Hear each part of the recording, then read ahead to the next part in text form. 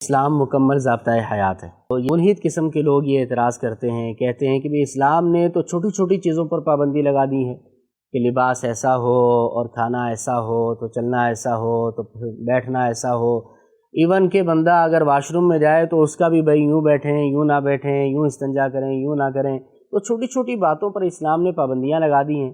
اچھا، ضابطۂ حیات تو آزادی چاہتا ہے، تو کیا اسلام مکمل ضابطۂ حیات ہے؟ ضابطہ کہتے ہی پابندی کو. اچھا، ضابطے کا مطلب یہ ہوتا ہے کہ کوئی قاعدہ ضابطہ کسی چیز کا، یوں ہے. قاعدہ ضابطہ کسی شے کا نہ ہو، ہاں، ٹھیک ہے، یہ یا آزادی ہوگی یا آوارگی ہوگی. اچھا دنیا میں کوئی بھی لوگوں کا جو معاشرہ ہے جی وہ بغیر کچھ ضابطوں کی پابندی کے چل ہی نہیں سکتا. جی ایسے ہی. ٹھیک ہے نا، کمائی کے اپنے ضابطے ہیں، دوسرے سے مال لینے کے اپنے ضابطے ہیں، دوسرے کو مال دینے کے اپنے ضابطے، تو ہر شے کے ضابطے ہیں. ورنہ تو یہ ہوگا کہ بھئی میں روڈ کے اوپر مکان بنا کے بیٹھ جاؤں، کیوں جی؟ اللہ کی زمین ہے، میری مرضی. صحیح. تو کیا کوئی ضابطہ ہے یا نہیں کہ بھئی روڈ کے اوپر مکان نہیں بنانا، یا اپنے گھر کو اتنا ایکسٹینڈ کرنا، اس سے زیادہ نہیں کرنا؟ جی، تو ضابطوں کے بغیر تو زندگی ہی نہیں ہے. ضابطے کا مطلب کیا اصول ہے؟ ضابطے کا مطلب قاعدہ، قانون کہہ لیں آپ. قاعدہ قانون. قانون کہہ لیں، قانون ذرا زیادہ آسان لفظ ہوگا اس کے لیے. قانون کے بغیر تو ایک چھوٹا سا گھر نہیں چلتا. گھر کے اندر جو ہے 10 سال کا بچہ بولے میری مرضی چلے گی، تو بتائیے کوئی گھر کا قانون ہوگا یا نہیں ہوگا کہ کس کی چلے گی؟ 10 سال کے بچے کی چلے گی یا ابا کی چلے گی؟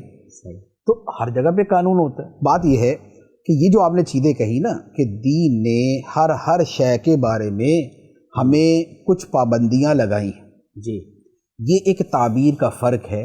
آپ اسے پابندیاں کہہ لیں یا اسے ہدایات کہہ لیں. صحیح. آپ اسے یہ بھی کہہ سکتے ہیں کہ دین نے ہر شے میں ہمیں ہدایت دی ہے، ہماری رہنمائی کی ہے. ماں باپ اپنی اولاد کو اگر کھانے پینے، اٹھنے بیٹھنے، چلنے پھرنے، بات کرنے کے طریقے سکھاتے ہیں تو یہ اس پہ پابندیاں لگا رہے ہوتے ہیں یا اس کی رہنمائی کر رہے ہوتے ہیں.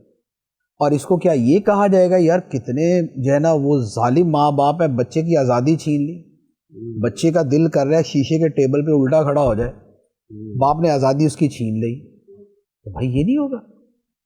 تو یہ پابندیاں نہیں ہیں، یہ رہنمائیاں ہیں.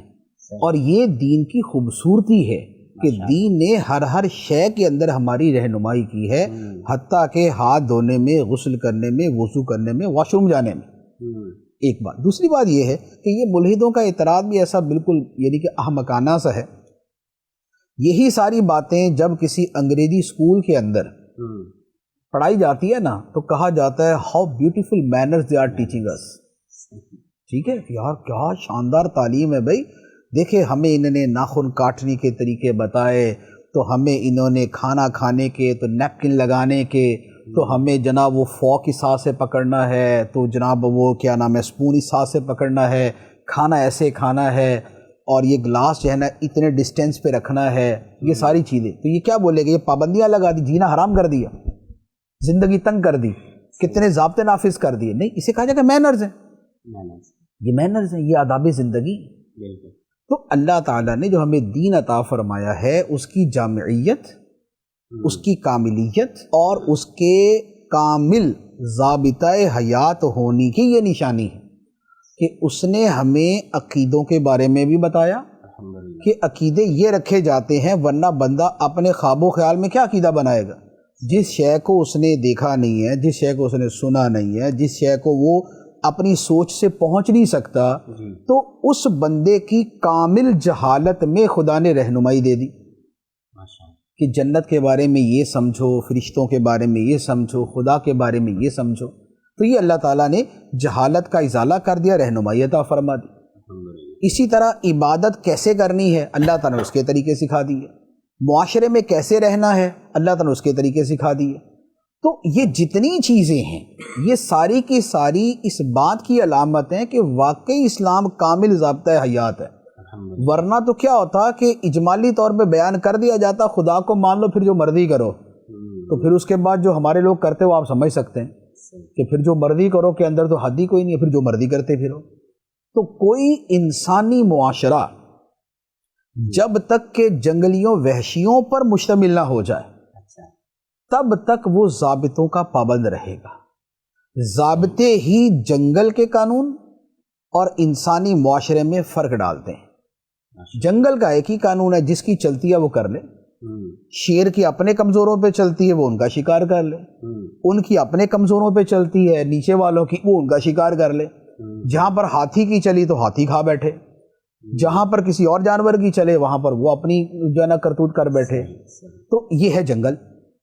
उसके मुकाबले में इंसानी मुआशरा क्या है कि उसमें हुदूद हैं, उसमें क़ुयूद हैं, उसमें पाबंदियाँ हैं, उसमें ज़ाबिते हैं। तो ये ज़ाबिते होना इंसानियत की दलील है। जो बंदा ये कहता है कि ज़ाबिते नहीं होने चाहिए, इसका मतलब ये हुआ कि वो इंसान नहीं है, बल्कि उसको उठा के जंगल का रुख उसका कर देना चाहिए।